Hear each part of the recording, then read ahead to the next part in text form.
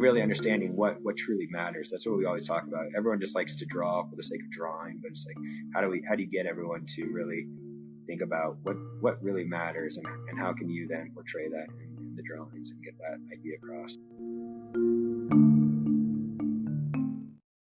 Hi. Hello. Hello. Hello. Hello. Hello, and welcome to Architecting. This is a podcast about the lives of architects. About the people and stories behind the buildings that we see around us and the images that brought them to life. And with the very international world that we live in, this show will purposefully be local and narrow, only focusing on the Colorado community of designers. Hey, welcome to Architecting. I'm the host, Adam Wagner, and normally this is the part where I'd say, I'm an architect, Denver-based architect. I'm an architect at Open Studio Architecture, and I teach at CU. But you know what? I don't work at Open Studio Architecture anymore. I have my own firm that I started called Vessel Office of Architecture. So we took about a 2-month break from the podcast, mostly to get Vessel Office of Architecture up and running. But now we're up and going again, and I have got somebody else here on the podcast too, another host. I always talk about my wife, and now you're on the microphone. Hi. Rebecca Wagner. So honored to be on Architecting. We tried to put you on as our very first host, but you thought it was too boring, and I knew you were just asking me all the questions you already knew the answers to. Yeah. And it felt very silly to answer. Yeah, that felt weird. But anyway, so now you'll be on a little bit here, helping me introduce people. Yeah. So mostly how it is that I do the interviews, and then normally I tell Rebecca about the interviews, and then she listens to them when they come out. But this time I haven't been telling her about the interviews, so she doesn't know. It's a big mystery. What happened? So today, that's our dog. He's having dreaming. Our dog is having a bad He's dream. He's yelping in his sleep. Yeah. Okay. Huh. Well, we'll edit that out. I didn't think this recording studio could get any smaller. And now there's two of us. You mean our pantry? Our pantry and coat closet. Yeah. But today, the podcast we're having is a good one. Here's a person who went to CU. Okay. He graduated and got a job like a week out of school. Okay. A job where he would have rather have been fishing, but he took the job and he never left. And he's been there, I don't know, like 18 years or something like that. And now he's the principal. Adam Harding? It is Adam Harding. Nice. Yeah, you kind of knew the answer. But so, yeah, this guy, he just knows what he wants to do. He has a goal and he does it. He was the AIA Colorado Young Architect of the Year, the Mountain State Architect of the Year, Young Architect of the Year, and he was just recently a National Young Architect of the Year. Last year. The last year he could be young enough to do it. Yeah. What do you think of this guy? You know him? No, I don't know much about him. I know that he was the AIA Colorado president recently. So I saw his face up and around, but yeah. How'd the interview go? It went well, yeah. We connected really well. I just try to get as many architects named Adam on the show, and we connect pretty well. But yeah, so he talks about his projects, his kind of career arc. Yeah, and then we have a bonus segment at the end where we really get into some good stuff. We talk about how he's running Roth Sheppard and really setting the culture and shared goals for the company. And part of those shared goals, we get into their Roth Sheppard's Department of Curiosities that he just created. Department of Curiosities? Yeah. So I saw this on Instagram, and I didn't know what was going on. But essentially, it's an event that they had where it started with red lights and cocktails, and it ended on the roof of a building where they were standing on bubble wrap. So I'm intrigued. check that out. We get into a little bit of his painting and sort of how that influences work. And then finally we get into the Rabbit House, which is really one of my favorite Denver additions. Nice. Yeah, really interesting Tudor House edition and how they really dove into the ideas of site and history and developed that. So I think it's good. Very cool. I can't wait to listen. Check it out.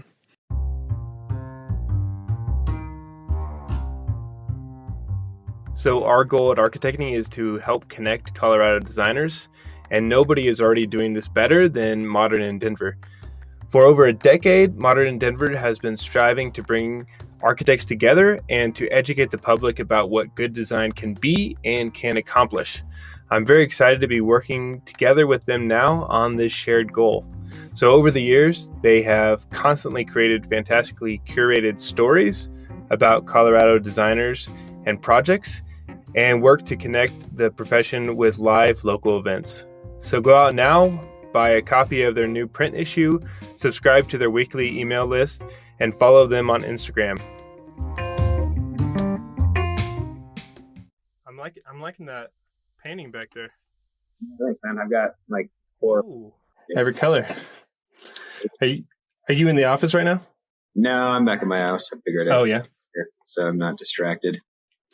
Have you been out this whole time, or you've been mostly in, or?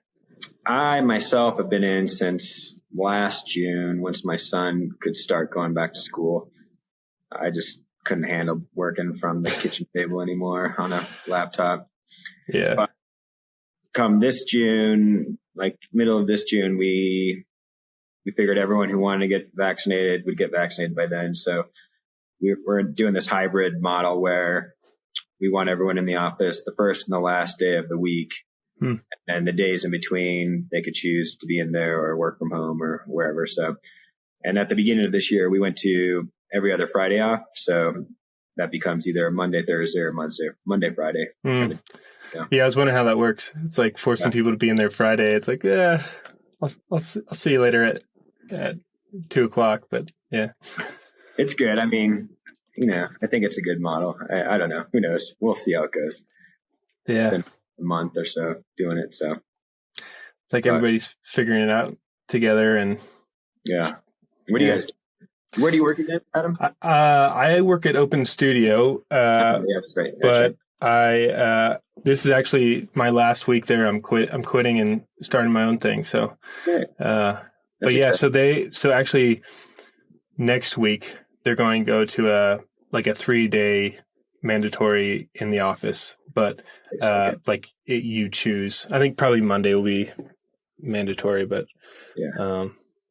yeah. So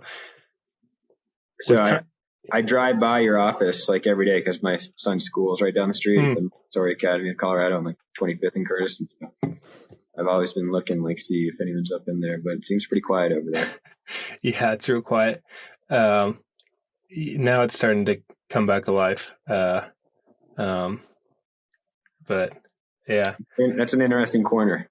Yeah, it is. And it's funny. Like, you kind of feel like you're up on a tower, cause we're just on the second floor. And so you're just above all of it and you just hear all this activity and life going on down there. Mm-hmm.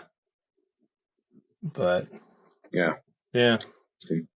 Where are you guys at? Where's your office? We're next to Coors Field on 19th and Wazee. Nice. Yeah. So it's and it's been there for a while? Yeah, we moved into that space back in 2011. So 10 years ago. Before that, we were on 16th and Blake in the Carter Rice building there. Nice. Yeah. Well, cool, man. Thanks for coming on the show.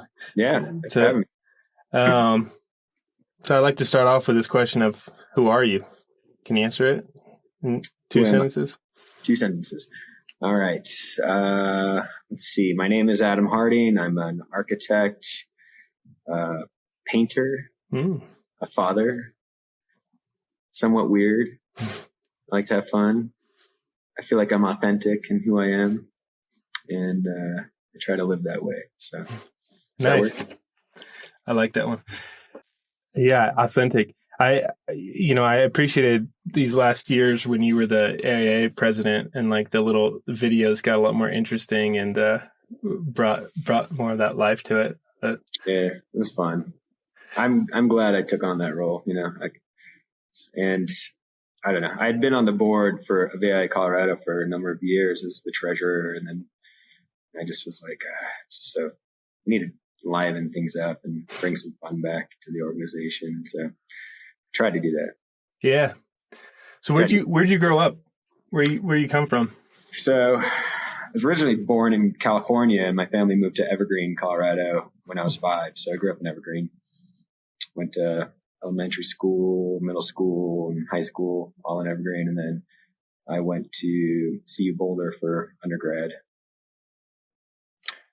Was that a pretty easy choice? Stay in state and go to architecture? How'd that come about? I mean, it was so the architecture thing, and I've always had this weird passion for creating things, whether it was art or, I don't know, I've got this weird like rain stick that I made when I was a kid. Nice.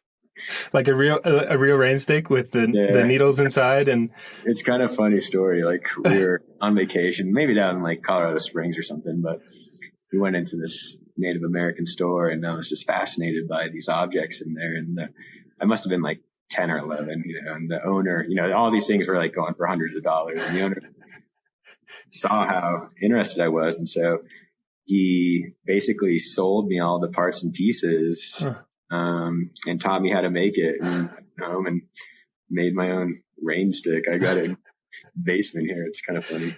Like the coolest kid in school.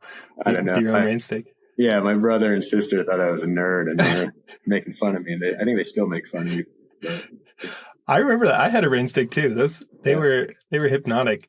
Yeah. So you were always kind of making things. Yeah. Loved drawing, loved art, loved painting. I go home from school and watch Bob Ross every day after school. And my mom got me a Bob Ross paint kit when I was a kid. And in fact, the knife I still use for painting today, it's my Bob Ross. Doesn't get any better. Yeah. So I went into undergrad knowing that I wanted to do architecture. And I went to CU because I've got an older brother and we're good friends, and he was there at the time, and I'd go down there and, on the weekends and party with them and his friends. And it's kind of an easy choice for me. It was like, I want to go to CU. And luckily I got in, at the time. Like, my high school counselor said I wasn't going to get in. So yeah. Check out this rain stick. I have initiative. Let's do this. Exactly. Right. But, that passion for art and creating things, it could have gone in a lot of different directions. How did you know that it was architecture? That's a good question. I guess this idea of, just like every architect, Legos, Legos, right? So this idea of creating something that's more tangible, like that is in a place that can be something, I don't know, but I had no clue what an architect did at the time. I remember my first studio, we have like the first time was to go and find these pictures of facades. And I had to go up to the instructor after the class, and I was like, what's a facade? Like, I had no clue, what I was doing. And, today, even to this day, I don't have a clue what I'm doing. Yeah. What is a facade? Yeah. Let's get real deep with it. Yeah, but, I don't know. I always I went into school, with the idea, this is what I'm going to do. I'm going to do the best that I can and give it my all. And, like, we had this one studio where they were like, the teachers were like giving us all the options of who we could work with. And I remember one of the instructors like, I'm going to tell you guys, my studio is going to suck. You guys are doing a lot of homework and it's going to be really hard. And I remember thinking to myself, all right, I'm going to take this because I'm going to push myself to do the best I can. So who was that? I can't even remember his name, but Who were some of the like influential people there at school, and what did you kind of get from it at that time? So back then, it's actually kind of funny. Well, Chris Nims, I'm sure you've heard his name. He was my senior studio instructor, but it's one of the guys that I had, I think my third year, was Rick Sommerfeld. Mm-hmm. And he's a good buddy of mine now.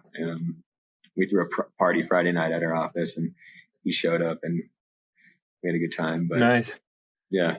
So I appreciate, like, Chris was, I think, really invested in what I was doing, and to the point where I was on maybe spring break or something, and I was doing my studio project, and he called me out of the blue and was like, "I've got it." Like, he's like, "I've been thinking about your project," and he's like, "You should think about this and this and that." And I was like, "Dude, it's spring break. Get the fuck alone now."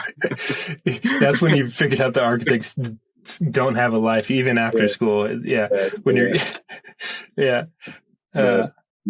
Yeah. So I mean, I like school. I like being in the studio and hanging out with the friends, but I mean, CU is a party school. I partied a lot too. Yeah. And then did you go to grad school there as well? No. So this is a fun story. So yeah. My senior year, I was living in a house with, the basement unit was a single unit. And then upstairs, there were 3 girls living upstairs. And one of the girls was Herb Roth's daughter, Jamie Roth, who I've known since middle school because she's from Evergreen as well. So I've known her forever. And it was funny. After graduated, I was walking, packing up my shit from the house, and had a box in my hand, and Herb was there helping Jamie move out of the house. And he's like, "Hey, you just graduated from the architecture program. You want to come in and interview?" And I was like, I'm like thinking to myself, I'm like, shit, man, not really. Kind of want to take the summer off and go fishing and just fuck around. But I went back and told my parents. My mom's like, "You're gonna be kicking yourself for the interview."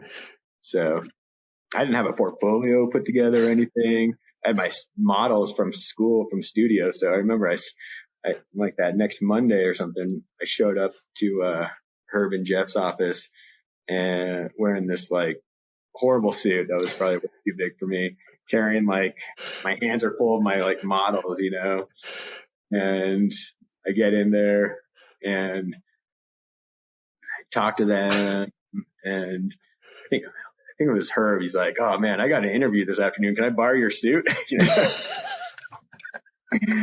And so they gave me a job, even though I didn't know what I'm doing. And so it was funny because they're like, "All right, show up next Monday at 7:30 a.m. And I'm like, "All right." So you're like, "Can I have a few weeks off?" Or yeah, I got some. Part of it was like I had this like summer trip to go to Europe for a couple weeks with a buddy of mine, and so I told them that, and they're like, "Yeah, you could go. It's fine." And I show up on Monday, 7:30 a.m. That's when the office opens. And so I get there, 7:30 sharp. Office is locked, lights off. I'm like, "Oh my God, like, is this like a holiday or something?" And so I'm just sitting on the floor outside the door, just like, I don't know what's going on, until like 8:30 a.m. And Brandon Anderson walks up and he's like, "Oh, you're the new guy." And I'm like, and so, yeah. So that's how I met Brandon. They were just seeing if you'd actually show up then, or what? Yeah. Who knows, man? I guess the office hours were 7:30 to 5:30, but no one got until 8:30. So. And then Brandon's the first guy you meet. That's funny. Yeah, it is funny. Yeah. Brandon and I have a long history. It's fun. So what was the office like back then? Kind of how big was it, and what were they doing? Yeah, back then there was about, I want to say 12 people in the office back then. And this was back when we were on 16th Blake. And this was like what, like 2005 or something, or 4. Four? Yeah. So It was, and they had a big project in the office. We were working on the LAPD headquarters. And so that was a huge project for the office. And they had some other projects going on. We were doing some movie theaters back then, Scandinavian design, furniture stores, and Tokyo Joe's, some residential work.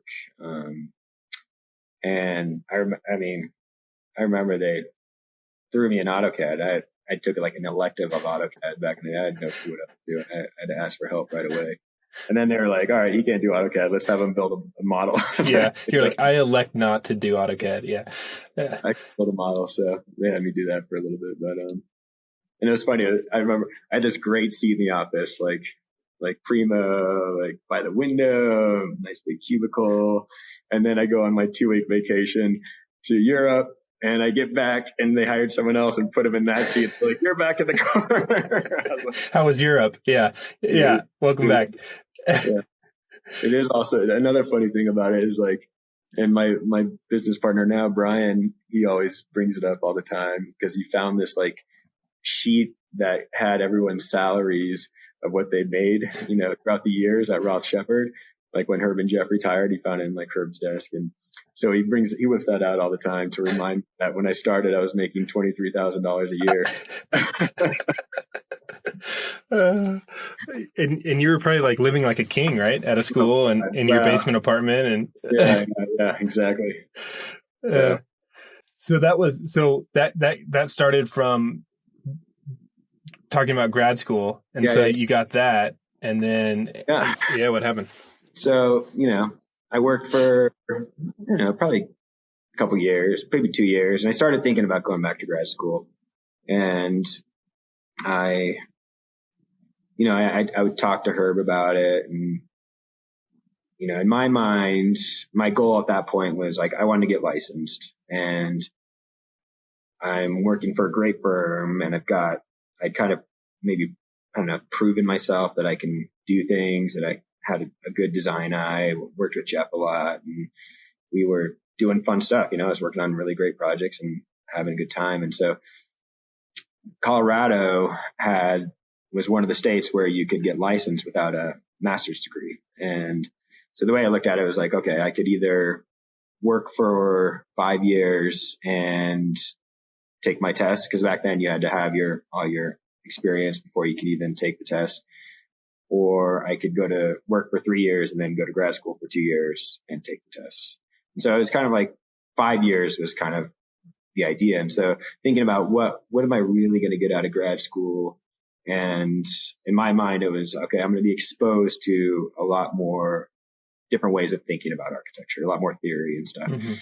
And to me, I really like the practical side. I was getting to design a lot of fun stuff, and it just came down to, I liked where I was working. I was working on fun projects and I was getting really good practical experience, everything. We're such a small office. And I think that's what I love about our office. Even now we're 16 people and we've always been in that 12 to 18 person range. But being in that environment, you have to wear so many hats because everyone has to know how to do everything. And so it makes you a really well-rounded architect in my eyes really quickly. Mm-hmm. The learning curve is steep. It's very steep, but you are able to, and we don't have, and, our philosophy in our office is that, we don't have interior designers. We do everything, so one day you're picking out tile and carpet and paint. The next day you might be on a job site dealing with the contractor. The next day you might be working on CDs or design. And so it's like you have to really learn to train your brain to do many things at different times, which I really liked. And you never were pigeonholed into just kind of doing one thing, which may or may not be true with other offices. Mm-hmm. But with our office, it's not the case. And so I like that a lot. And I was getting a lot of great experience. So I never went to grad school. I decided I'm just going to keep working here. I love what I'm doing. And when I was able to take the tests, I was like, my goal is to get licensed by the time before 30. And so I started when I was maybe 27 and finished when I was 29, And so it was, that was kind of my path to licensure. Was I'm working on fun stuff and I'm getting great experience, and let's just get it done. Yeah, I think you're really interesting. Like, I feel like I had this conversation a lot with Renata Gatto on the last one, but of just where she knew kind of exactly what she wanted to do. And we haven't talked a lot, but in the few times, it's like, I feel like you're so unique in that you've been at one firm like your entire career, and to the point of like, it seems like everybody's path is like, okay, especially in CU, you do undergrad, then you do grad, and then you get a job. But of just being like, no, that's not what I want. This is what I want. I can buck the normal system, and I can create these goals at this one place. Yeah. I mean, how many people do you know who've been at one firm as long as you? It's really impressive. Yeah. I don't know anyone. I mean, yeah. Maybe it's weird. Maybe I'm just a weirdo. I don't know. You're special. I'm special. So what is it about? I mean, that's interesting hearing about kind of the inner workings of Roth Sheppard, and I've never met Herb or Jeff, but what kind of brought them together, and then how did they really set that way of working kind of from the beginning? And I think so. So Herb was working, I guess, back in the 70s at a firm, Munchau's office, pretty prominent design firm back in the 70s and 80s. And Jeff was making his way from the East Coast, or I guess the South. His goal was to get to California, but he stopped in Denver and ended up getting a job there too. And so they started working together on projects. And I think the dynamic in that office started to fall apart back in the early 80s. And Herb and Jeff decided that they were going to set up shop and start their own thing. And so Roth Sheppard was founded in 1983, and it was just the two of them. And they like to say that they would, just cold call people and try to get work. And they started to get some projects, and then they ended up getting this police station project in California. And I think that kind of really kickstarted things for them. And that put us on that path of that municipal work that we're kind of known for across the country now. But they were doing like a lot of retail back then, and like the design center, they did that projects in there and back in the day. And so kind of interesting, but that idea of this small office, I think probably grew from that, and that ability to, I don't know why they never wanted to grow it more or what, but I think they liked, there's a certain point where when an office gets too big, you can't be involved. And that's kind of how Brian and I look at it. We are the partners and the principals, or whatever you want to call us, but we have talks about that. It's like, we don't want to get too big because we want to still be involved in every project in whatever capacity that means. And I think once you start to get too big, that starts to fall apart, just because you only have so much time and effort that you can give out. So, but when I started there, it was, you're thrown in the fire, and that's kind of how Brian and I do it today. You start and you get thrown in the fire, and you got to ask for help and figure it out. But everyone's really supportive because we've all gone through that process. Yeah. So. But is that has to be is it a hard balance to take of when you're doing good projects and you're getting more projects coming in, but saying no, knowing when to say no to be able to keep the office small at that level? Yeah. Yeah, for sure. And we talk about that a lot too. And part of it is, I think our biggest, factor that goes into whether we want a project. One, it's got to be fun. It's got to be interesting for us. And two, we don't want to work with assholes. We've worked with a lot of assholes over the time, and it's how can we start to vet out those clients? And we tell them that when we meet them for the first time, like, hey, we're going to be straight up. We don't want to work with assholes. And you kind of know how they respond to that question. And I told the city of Denver that when we went in and talked to them, they were just like, oh. But we're, we want to work with people that value what we do and value good architecture. And not all projects are that, and you got to take what you got to take when you have to take it, right? Mm-hmm. So back when COVID hit last year, we were just taking anything that came in the door, just because we didn't know what was going to happen. So, but luckily for us, we have such a diverse portfolio, in terms of what we do with the municipal work. We do a lot of work for the Veterans Affairs now. We do a lot of retail, a lot of restaurants. We do some residential, anything from a 200 square foot little coffee shop to a 800,000 square foot, municipal building. It's kind of all over the place. And so that ability to have such a diverse and varied portfolio, I think also gives everyone an opportunity to learn how the intricacies of working on a small project versus a big project, and really understanding what truly matters. That's what we always talk about. Everyone just likes to draw for the sake of drawing, but it's like, how do you get everyone to really think about what really matters, and how can you then portray that in the drawings and get that idea across? And so conversations that are always ongoing, right? Yeah.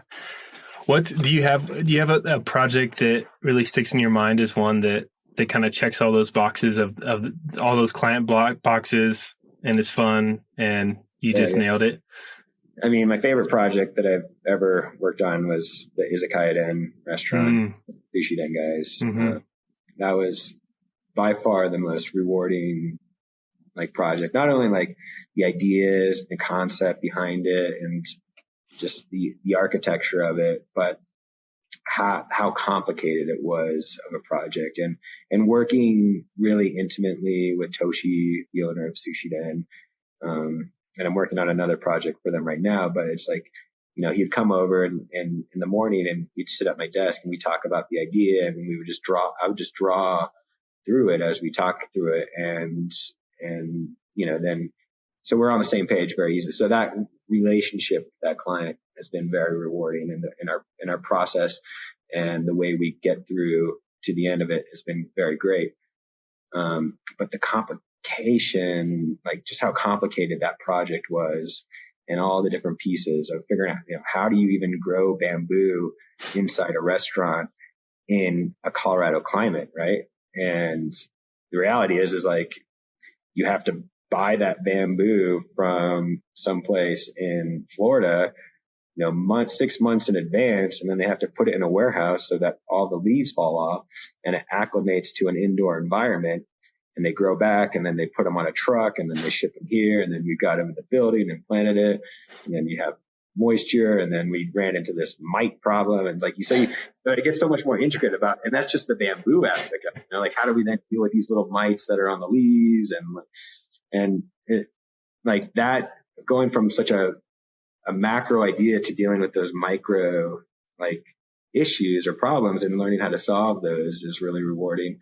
Then it's got the sliding glass roof and operable windows that open up with a hand crank, and working with those guys out of Seattle, and so many different things. And then the most complicated part of that was we connected the two buildings, the existing Sushi Den and that building together, and there's a basement that's connected underneath. And so figuring out finished floors, and it was just crazy. And the shoring of how we had to make sure the other buildings didn't fall in on us, because we're right at the, building to building. And it was, and to see it all come together and have it be such a beautiful, intimate experience, and have that idea, that initial idea and concept come together, and to see it come to life with people and the lighting and the atmosphere. It's very rewarding, and it's one of my favorite places to go eat. And I love taking people there to go eat, because then I could start to talk to them about all these things, and,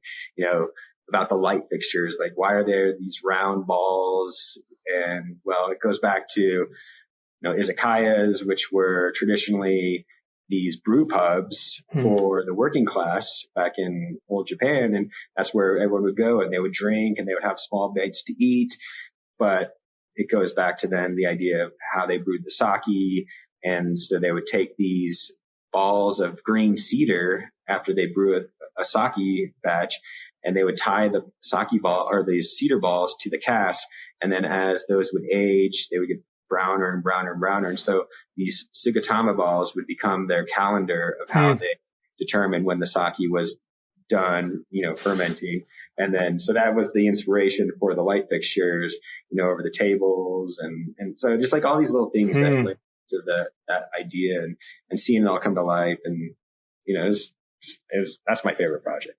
Yeah. That's interesting. Yeah. It's such a great environment in there that kind of just feels like it's always been there. Like it feels sort of grown in or something, because that's an existing building, right? It was a adaptive reuse. No, so not that. But it was interesting when there used to be it was called the Pearl Street Pub, I think, that used to be their building. So when we tore that existing building down, we discovered those clay blocks that are now on the outside of the new building. And so originally, I think we had like a brick, found these beautiful clay blocks, and we're like, all right, we're going to reuse these as the facade of this new building. And so I just use that term facade. You see that? Yeah, you know what it means now. Yeah. Nailed it. Where, it was covered with plaster and stuff. And so the general contractor, I think the superintendent's wife and her friends would go out on site and like chip away the plaster on like, I don't know how many blocks to clean them up like during the day so that we could use them for the front of the building. It's kind of fun. That's awesome. Yeah. So you talked a little bit about that sort of you being the principal now or the co-principal, but what was that transition like of transitioning from a named firm, right, to a new generation and taking that over? Yeah. It was a roller coaster, let me tell you. Herb and Jeff, they had been talking about it for a while, even back in like the late 2000s. And then the recession hit in 2008, 2009, and it kind of went quiet. And then back in 2016, they approached myself and my business partner, Brian, and then one other person, and they basically offered us to become partners. And so I was interested, Brian was interested, and the other guy was kind of on the fence. He decided it wasn't for him, just wasn't in right place, right time in his life. And so Brian and I signed the letter and we started that process. And it's kind of interesting, like when they were working with a transition coach. His name's Peter Piven. He kind of wrote the book on architectural firm transitions. And so they were working with him as a third-party consultant to kind of help them navigate this. But Peter's like, hey, typically this is like a 10-year process. And originally when we sat down, this was 2016, Herb and Jeff, all right, we're going to do this as a 5-year deal to kind of when we walk out the door. Well, they realized soon enough that the lease was up on our office at the summer of 2018. So that quickly changed. They're like, we're not signing our name on a lease. So 2 years to figure it out, and it was a roller coaster. But it was fine. We got through it. There was a lot of hard conversations that we had to have, the four of us, and a lot of heated conversations. I remember Jeff yelling at me in the middle of lunch at this restaurant once, and I was just like, but you're like, you're fired. Get out. Yeah. Pack your things. Yeah. But we got through it, and it was great. Brian and I were very aligned on how we wanted to run the firm moving forward. I think it's very common for first generation firm owners to, they're starting a business and it's just like, we're an architecture firm and we're just getting work, and it's just this kind of organic thing. Whereas second generation, I feel like we wanted to go into it with a very business mindset. How can we run this more efficiently? How can we set processes in place and to really take it to the next level? And so we were very much on the same page, which was helpful.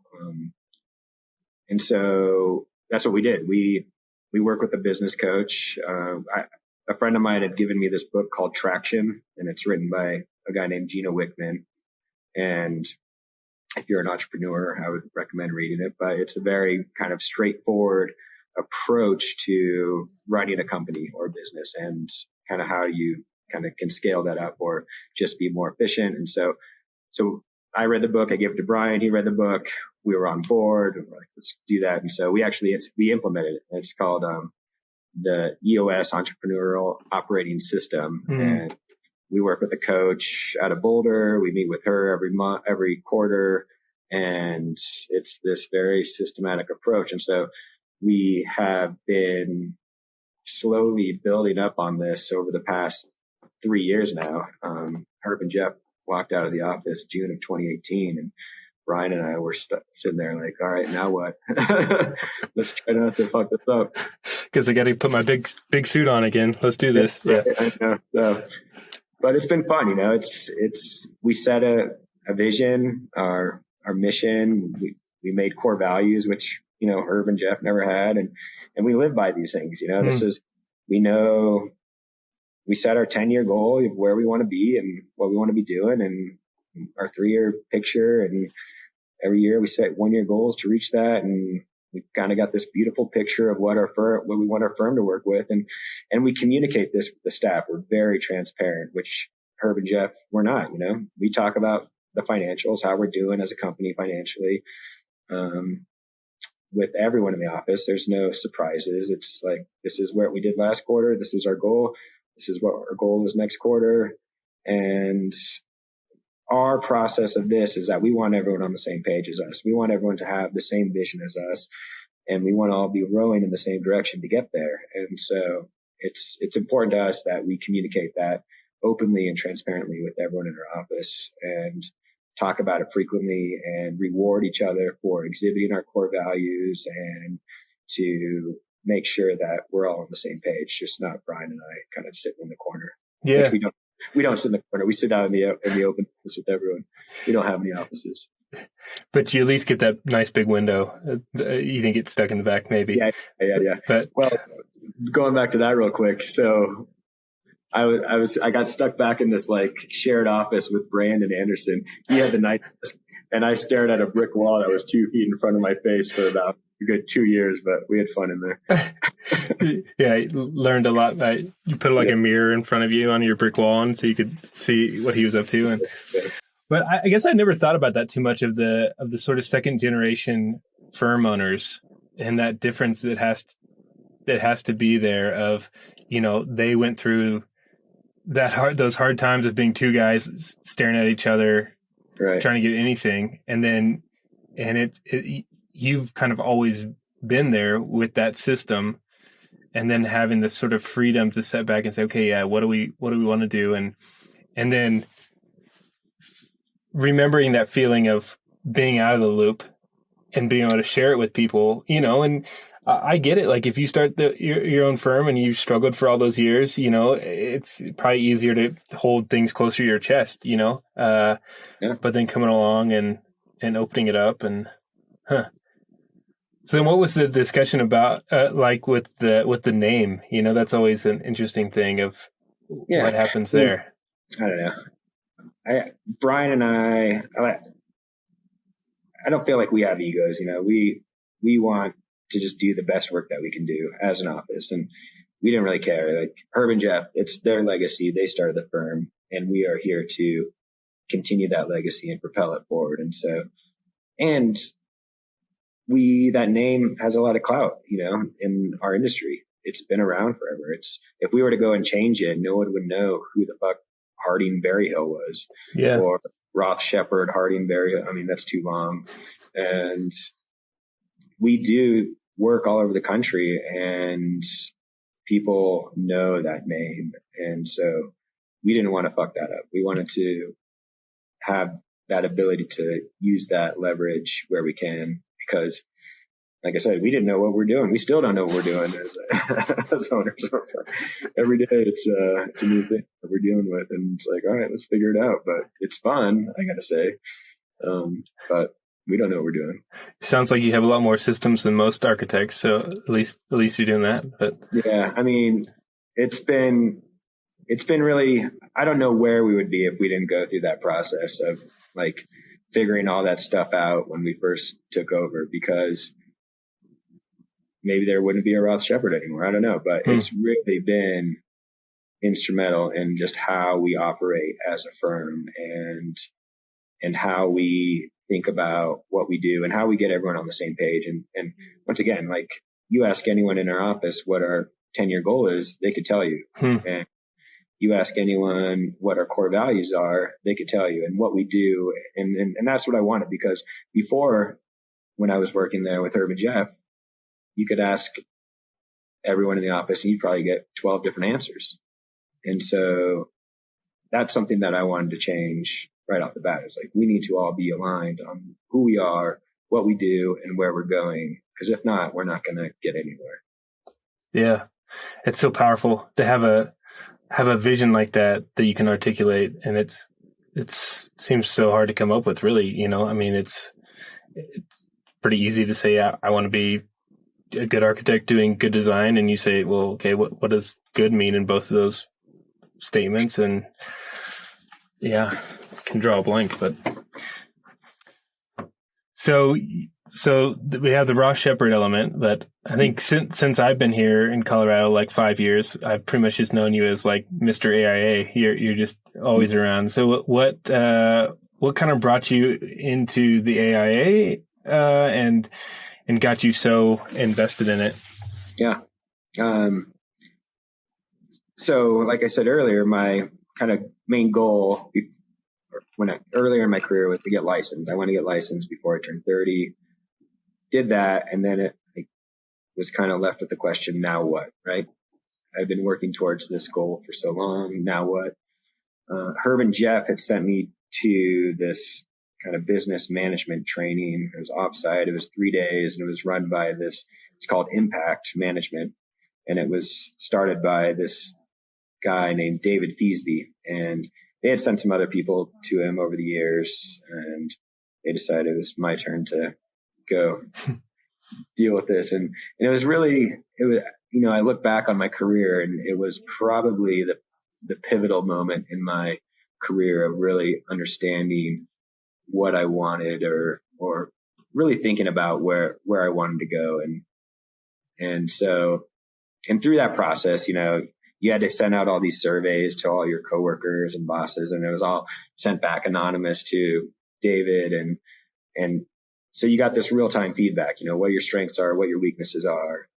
And then at the end of that weekend, you had to set a 5-year goal, asking yourself, what is it that I really want?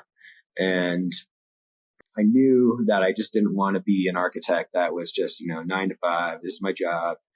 I'm just kind of coasting through. I wanted to really push myself to be the best architect, not knowing what that means. But I started to think about it, and I was like, okay, well, my 5-year goal is I want to be Young Architect of the Year for Colorado.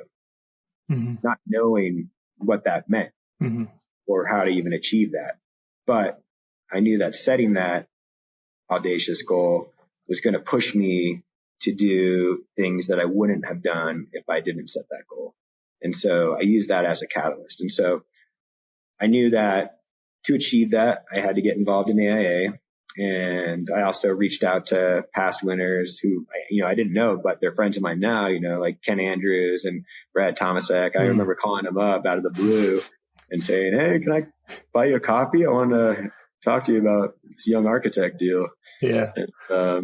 And just hearing their stories, and, we're good friends now. And, but I think that's what you got to do. You got to set your sight on something that's going to push you to do more than what you would typically do. And so I got involved with AIA. I went to the Emerging Professionals Committee. And I think at that time there was just a handful of people that would attend those. And, I started to get involved in that, and I joined Toastmasters International and did that for a couple of years to work public speaking. And because some of the feedback that I got from that seminar or that workshop was that I was not a good public speaker. I knew Like I hated it. And so, That's funny. but like getting that feedback really pushed myself to like, okay, these are my, weaknesses. How can I turn those into strengths? And so, but that Emerging Professionals Committee, I then started to chair that, and we started to get stuff done. Like I just like, I think it's that idea of, once again, like building something tangible, actually doing something. And so we started to do some really fun stuff, and we started to get more people coming to it. I think by the time I was done chairing it, there's 30 people in the room, and versus like when I started, there was like 5 of us. And so it was just, I think people want to feel like they're accomplishing things and want to be a part of something that is actually doing stuff and have fun doing it. I like to bring my weird, quirky self to the table and try to lighten things up and have fun while I'm doing it. And so from the Emerging Professionals Committee, then I got elected to the board, to probably a seat that no one wanted, the treasurer. I don't know if I had any competition. Maybe I was up against someone, but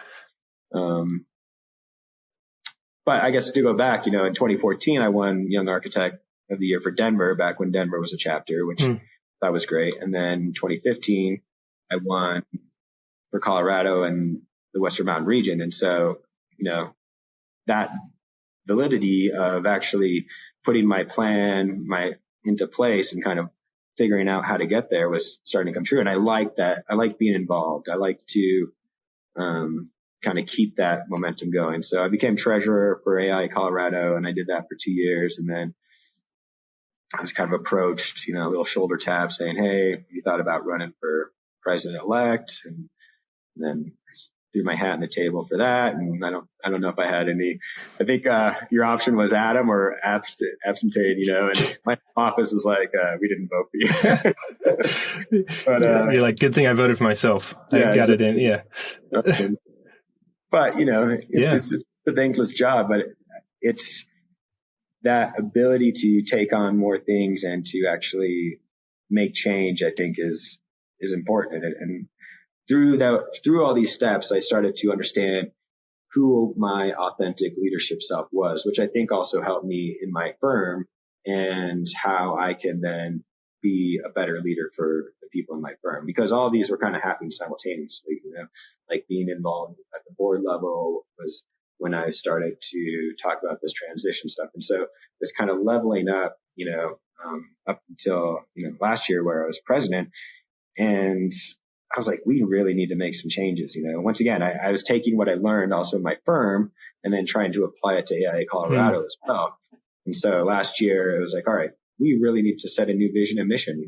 When was the last time that's done? It's been years. And we need to set some core values. Like, we need to know who we are and what we stand for, and we need to measure ourselves to these and make our decisions based on these as an organization. So last year we did that. And then we needed to set some goals, some imperatives. Like, what are we working toward? We can't say yes to everyone. We need to start to really be focused on what really matters to our profession, and also be aligned with what's happening at the national level. If things are just being told from the top down and you don't have that buy-in from the bottom up, then nothing's going to change. And so I really wanted to be aligned with what national is doing in terms of, the environmental stewardship and justice, equity, diversity, and inclusion. And then throughout the years of my time on the board, there was a lot of headbutting. A lot of people were not happy with AIA Colorado. There was this like pulling apart of the different sections, and this, like, it just was this bad vibe, like no one was happy. There was no alignment. And so we decided that our third imperative should be culture of belonging. How do we get people more involved at whatever level they are in their communities? How do we empower them to do things and start to say yes versus always saying no? And so that was kind of the 3 imperatives that we set. So it was environmental stewardship, JEDI, culture of belonging. Say, let's focus on these, let's get some shit done and start putting some action into place. And so that's what we've been trying to do the past, 2 years since we started this. Obviously COVID hit and things got a little bit dicey, but I think even last year, with during my presidency with COVID, we got a lot of shit done. We revised the bylaws, which hadn't been done in a long time. And we, to align with our new mission, vision, and values, and also our imperatives, and how can we start to make some really good change for the organization. And so, once again, you only have 1 year as president, and I was like, all right, how much shit can I get done? And let's fucking do it. So. Yeah, I was going to say, was it hard to step down? Like, yeah, I'm just getting started. Yeah. Yeah. It's funny. Like, I feel very disconnected. We have our board meetings now, but I got to let the current president, You can just be whispering to Rachel's ears, do this. Exactly. Yeah. But, at least I was able to plant a seed, and I hope that keeps growing and we keep doing great things. So. Right. And it kind of goes back to like those defined goals like you're talking about, right? You set these 3 things in motion, and it allows people to come along, and especially in organizations like that where it's all part-time and trying to get anything moving or changed, it has to be difficult. But yeah. It was fun. I was kind of bummed, as president, you get to go to like all these cool conferences. Those are all canceled, but yeah. I mean, and then going back to this sort of goal setting, of course, then this year, it was a big year for you being national, AIA Young Architect. So that had to be another huge check. Does it get difficult now finding that next? This is my last year as Young Architect, so I think they might have given it to me out of pity, But it's you got to have that passion and perseverance. Like ever since 2016, or 2015, since I won Colorado and WMR, I've tried every year and haven't won it every year. And so that's pushed me to, all right, what do I need to keep doing? How can I keep doing more? And that motivation has really kind of pushed me in my thinking about how can I still become better and push myself. So never give up, That's what I say. That's interesting. And also, it seems like awards are difficult sometimes. I can get kind of sucked up in them, right? I want this award or whatever, and I work hard for it, and then I get it, and a lot of times it kind of just feels hollow, or it's something I nominated myself for, or something, but it's that idea of that, well, kind of what's it for, and this idea of it's for me to continue pushing myself is an interesting stance. Like I said, if I didn't even win this year, like looking back at what I've done to get to where I am, it's all about the journey, right? The award is great. Like I love that I won, but looking back at what I've accomplished over the past 10 years since when I got licensed to now is pretty awesome. Like in my eyes, like I feel like I did that thing that I set out that I wanted to do. I didn't want to just be an architect that was just kind of flatlining it. And the growth that I've seen over the past 10 years has been pretty amazing in my eyes. And I want to keep doing that. I've got more big audacious goals that I've set, and I'll keep pushing myself and see where I land up. But yeah, I liked, I forgot what article this was, but you were interviewed here, and I don't usually do this, but I'm going to quote you here, of where you said, where they asked you something like, what's the biggest challenge for architects in Colorado? And you said, how do architects stay relevant in our communities and help guide and drive the conversation in a positive way? How do we advocate for a better built environment? We all love Colorado, so we have to work together to make it better. I like that a lot, but you're just asking questions. I want the answers. How do we do some of those things? People need to get involved, and people need to care.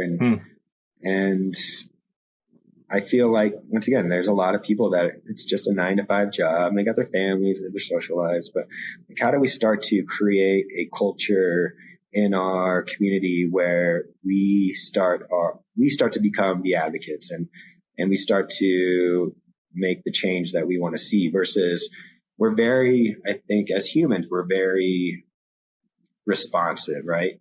Like, oh, this is happening, I need to respond to that, or versus being proactive, right? And it's a lot easier to say, oh, this is in my face, this is an issue that I need to deal with, versus saying, this is something that I believe in and that we need to start dealing with.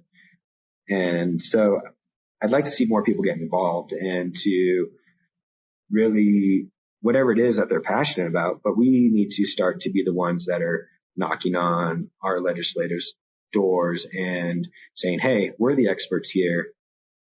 This is who we are. This is what we do. This is how we can help you, versus them like retroactively coming to us or not even coming to us, right? Because they don't know who we are. And so I think as AIA Colorado, we've done a better job of that, being more proactive in terms of our government affairs committee and how we respond to bills. And that's been really awesome to see. But it'd be great to have more architects involved in figuring out how we could solve these big problems that we're facing. And I know a lot of people care, but it takes time, energy, and people have lives and they have families. And so it's, how do you find that balance? How do we create a culture that, or how do we give people the toolkits that they need to start to make this change in whatever capacity that they can? And I think that's where AI can come in. How can we start to educate and provide the tools necessary for everyone to take whatever path they want, but at least it's in the right direction. So, yeah, and I like that of sort of. I feel like you were creating that sort of framework or scaffolding within the AIA to try to get people closer to affecting that change. Like if there's no organization, you're spending all your time on organization or whatever. But exactly. Kind of setting that to be able to affect change. I mean, because these issues feel so daunting and so much larger than the agency that a single architect normally has, right? I mean, for sure. I mean, for instance, take the 2030 challenge, the AIA 2030 challenge. Our firm wasn't a signatory on that until last year, or the year before, maybe it was last year, 2020. And we didn't know what it was about, but it's like, you just got to sign up, then you got to figure it out. And you got to just start taking the steps as a firm to figure out what you need to do to track your projects. And it's something that we're still working on and trying to figure out. Our goal this past, maybe it was the first quarter of this year, was like, all right, we're just going to get all of our projects logged into that database. That's a step. And then we're going to figure out what the next step is there. And so you got to just break things down into more manageable steps and start to make that change in whatever process you want. Same with JEDI. Last year we started a JEDI committee in our office, not knowing what to do or what we're going to talk about, but we had a small group of people and we started to talk about it and figure out topics to talk about. And so every month now, we have a different topic that we come together and talk about as an office. And it's been through those conversations has allowed us to open up in a way that is really inspiring, like hearing people's stories, personal stories, and for people to be vulnerable with one another has allowed us to work better as teams on our projects and solve problems better together because of that vulnerability that has come through these JEDI discussions. And it's been really eye-opening to see that change over the past 6 months. That's cool. Well, I've kind of, since I moved here, kind of just like looked up to you in a lot of different ways and appreciated seeing you, what you do and the kind of leadership you provide the community. So, but thanks for coming on. Yeah, thanks, Adam. Appreciate it. Fun. Have a good one. All right. See you. Thank you for listening to this week's show. You can visit architecting.com, that's architect-ing.com, to see images from this week's guest. And please rate and review the show wherever you listen to podcasts. Have a great week and keep connecting.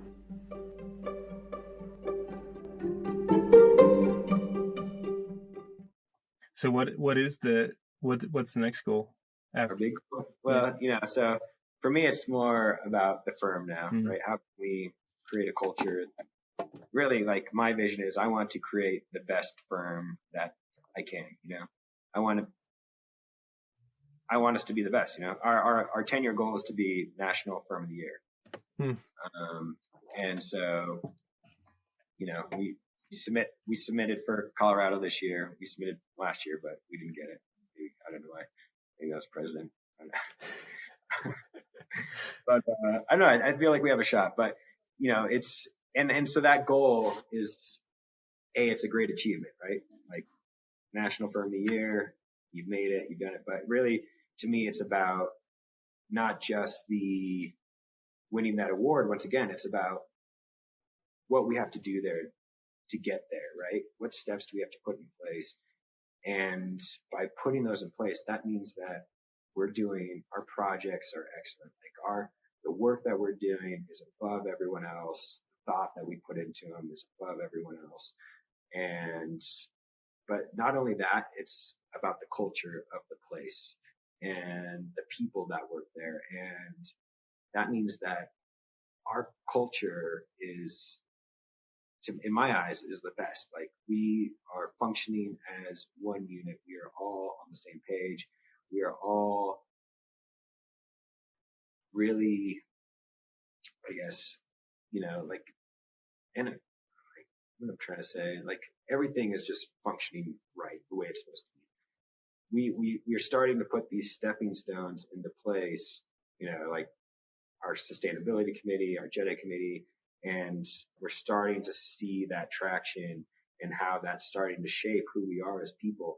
And even just talking about, we started this thing called, it's called FOOMF, Project Showcase. And so it's like every other week or, every couple weeks, we showcase a project, and it doesn't have to be one of our projects. It could be about anything. And someone in our office talks about it. We've done one on the Vietnam Memorial. We've done one on one of the artists down in Marfa, Texas, and we've done one on our project. But it's been this really great dialogue just about design, and it's been really refreshing and seeing how everyone kind of wants to, like, everyone has that, like, you become an architect, you want to be a great designer, right? You get so bogged down in the process of just doing your projects. And so it's been really refreshing to step back and examine someone else's work in a very detailed way, and to think about their process and how that starts to make you think about what you're doing in a different way.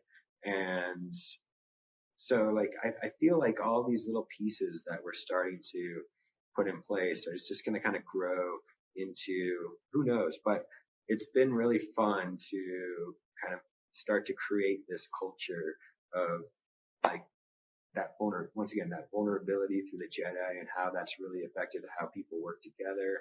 That's been really interesting and cool to see the ability of just talking about other projects, not our projects, but just projects, and what makes them great and unique and different, and how that starts to get people excited and thinking about their work in a different way. And then this is really fun. I don't know if you've heard this, but we started what we call our Department of Curiosities. I saw that, on Instagram.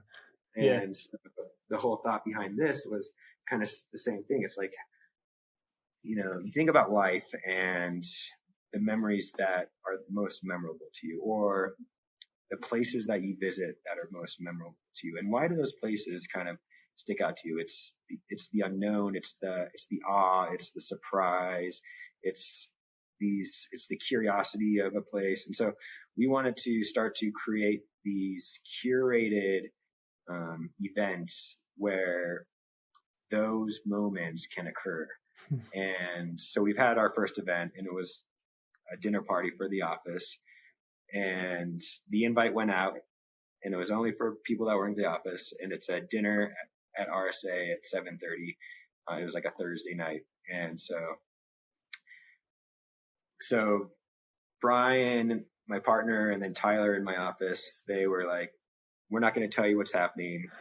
You're going to be a part of this experience too. And so the rest of the office that night, we went and got a couple drinks down the street, and then we show back up at the office at 7:30, and all the lights are off, and we've got this long table down the center of our space, and all the lights down the table were turned to these red lights. And at the front desk, there was this sign, and it had a knife on it, said, "Dinner served promptly at 7:50. See you there."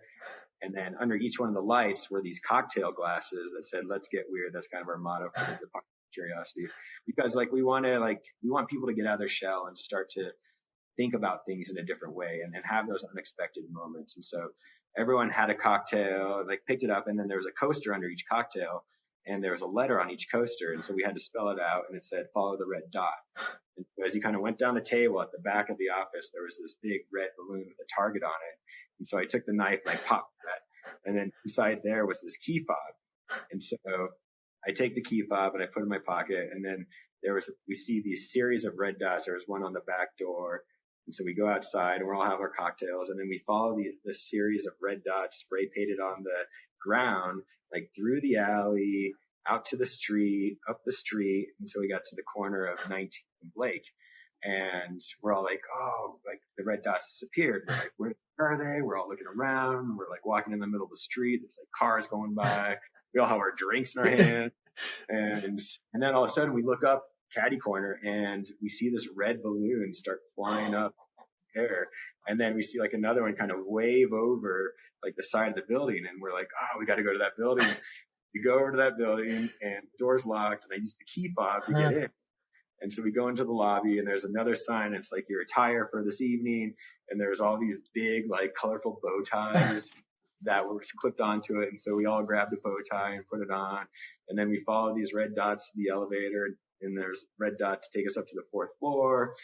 And so finally we end up on this patio, this like rooftop deck.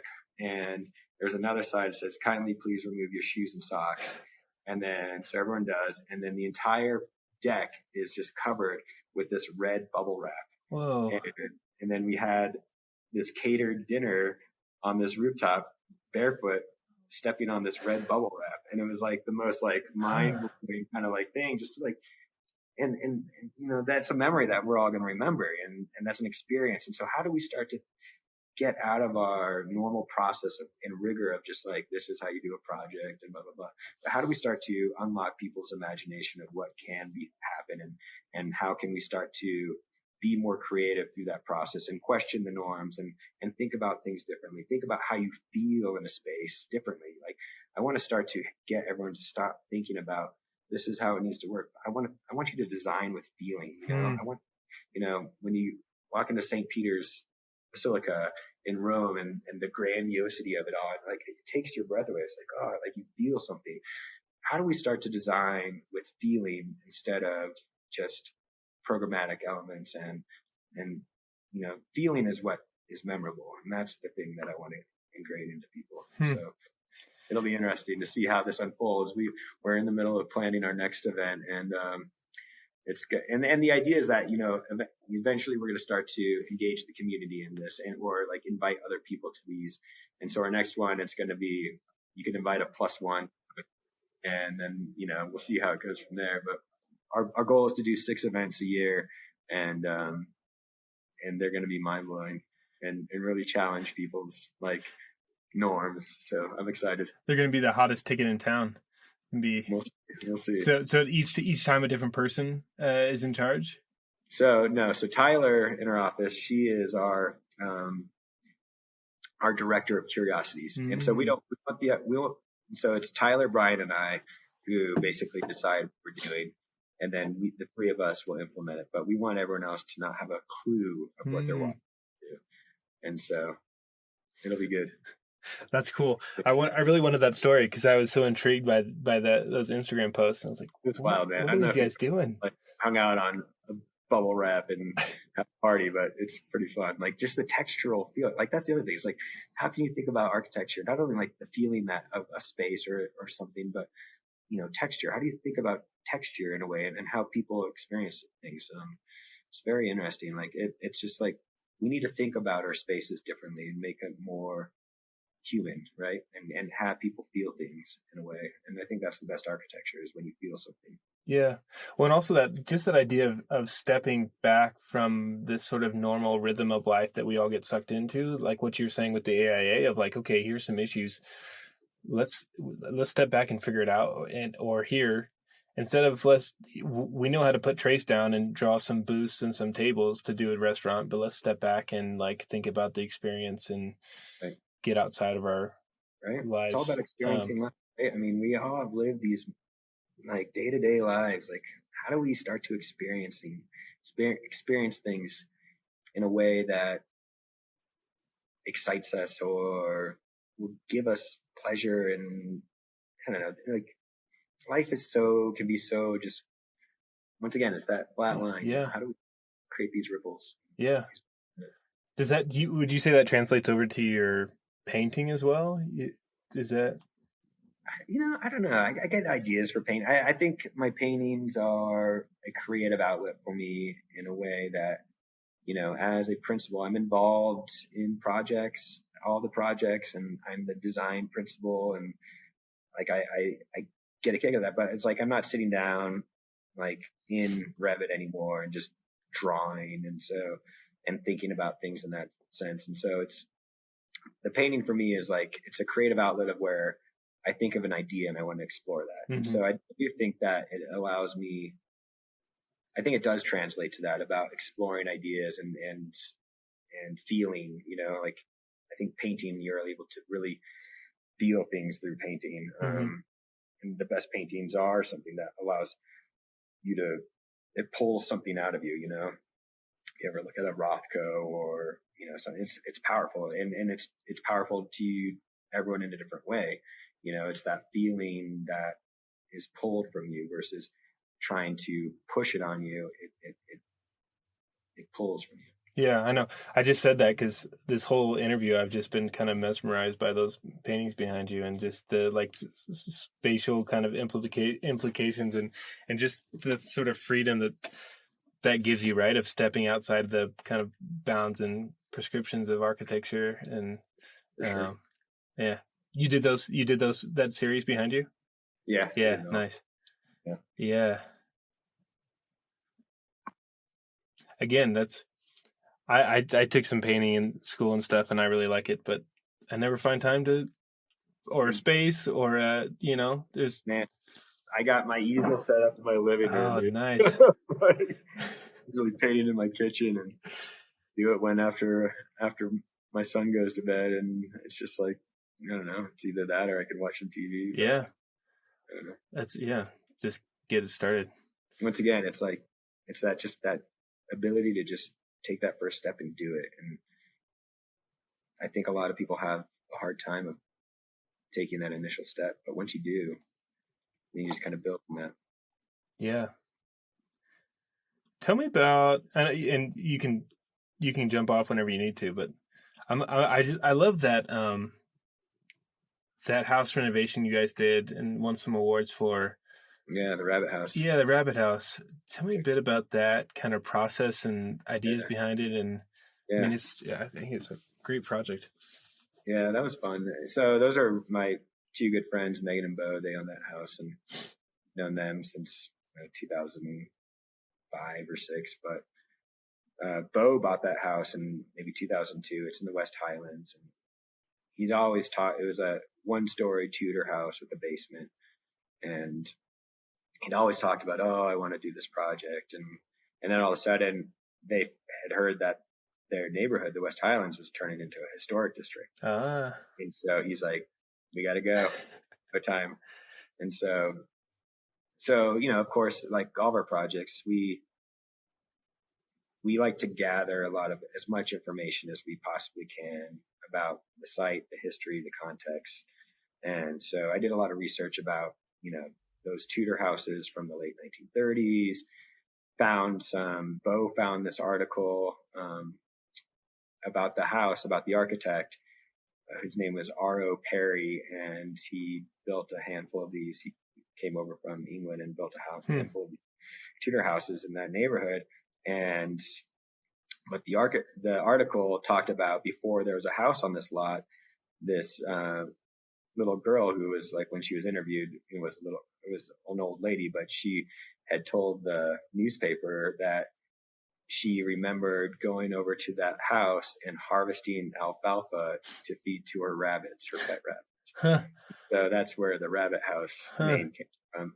And so Bo and Megan, they wanted to keep the integrity of the existing house as much as possible. They wanted to add a second story and get some more space, and they wanted an open floor plan. And so we came up with this.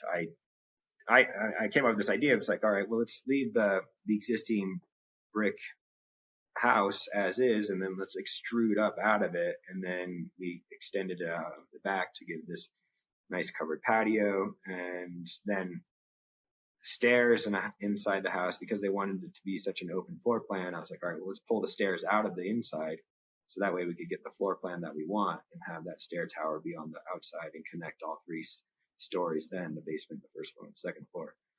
And the other big issue of that was that the way that slope site, that site slopes, was that in the old house, you would walk in, you had to go up some stairs, then you'd be on the first floor, and then to get to the basement, you had to walk down some stairs, and then you were out. And so there was this disconnect from the exterior to the interior, and we wanted to have this nice flow from the interior and the exterior, and kind of have this opening there. And so I said, all right, well, let's just bring up that patio to the same finished floor, so that way we can have that nice interior and exterior flow. And then you step down to the base, or to the backyard from the patio on the outside. And so that's kind of how it all came. But, through the idea of the house, it was, we wanted the form to match the existing gable roof lines of the existing house. And so we knew what the pitch had to be for that. And so that really set the idea of the form. And we wanted to be this simple massing as well, not be broken up. We wanted to really feel like it was this modern interpretation of a Tudor house versus just a pop top, like we wanted to feel like it spoke to the old, the new spoke to the old, as well as the old spoke to the new. And so thinking about Tudor houses and the materials that were used historically on those, they were considered noble materials, like brick and stone and slate, and the window sizes, and how we could play with those in terms of, and do these modern interpretations of the windows on the house to match the existing windows of the existing building. But thinking about, okay, well, what are noble materials today? And so metal considered a noble material. We use brick, but we wanted to use a different color brick to really offset it from and make it be known that this is new versus trying to match it. And so really playing with these two ideas of old and new, and how these old noble materials spoke to these new modern noble materials that we felt were appropriate for the project. But then like the floor plan, like really like giving them the function and the ability to have a space that they wanted to live in and function the way they needed to function was important as well. So, and that covered patio space becomes a great, year-round place where they can hang out. And, that was a really fun project too. Yeah. I love that. That I want to get a lot more knowledgeable about Denver architectural history. There's such rich kind of past and so many different styles, and then that ability to really, bring those kind of micro stories, and just in general be able to speak about the typologies, into these new projects where, we're just getting overwhelmed by sort of sameness or blandness. Yeah. But just those stories like the rabbit, or like the light, that where 2% of people know it, but once you do it, that, layers of richness. Yeah, it's great. Yeah. Yeah. I mean, that's the fun part. It's like how, as architects, we are artists, we create our own stories. And so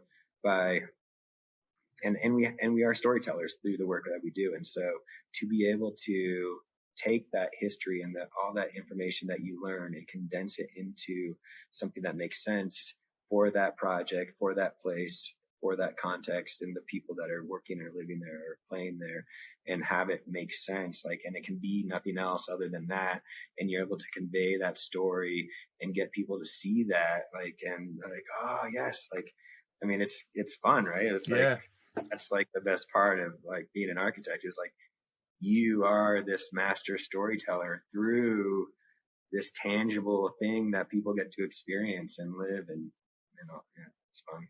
Yeah, exactly. And it's so easy to get pulled down into the practicalities of it, but to stay above it and take that breath. Yeah. Well, cool. Let's see. Did we miss anything? Got any other good stories or? I don't know. I think I've layered enough in there. If anything else comes up, I'll let you know. Nice. I like it. So I sort of got a little burned out, so I'm sort of taking a break for. Well, I say taking a break, but I keep doing interviews, but I just won't put them out for maybe a month or two. But Cool. So I'll let you know. Let you know if you want to listen to it first. And you didn't say anything too controversial, I think, but if you want to take it out. No, man. Throw in the fox and the shits and all that. I like it. I mean, everyone knows me for that anyways. Like I said, I got to be authentic in who I am. So. Yeah. Good. Yeah. Well, cool. Yeah. Good talking. Yeah, man. Let's grab Good a beer talking. sometime. Yeah. Let me know, dude. And if you have any questions about starting your own firm or like you said, let's grab a beer. Yeah. I'm happy to help you any way I can. Yeah. I'd really appreciate that. Sweet. For sure. Cool. All right.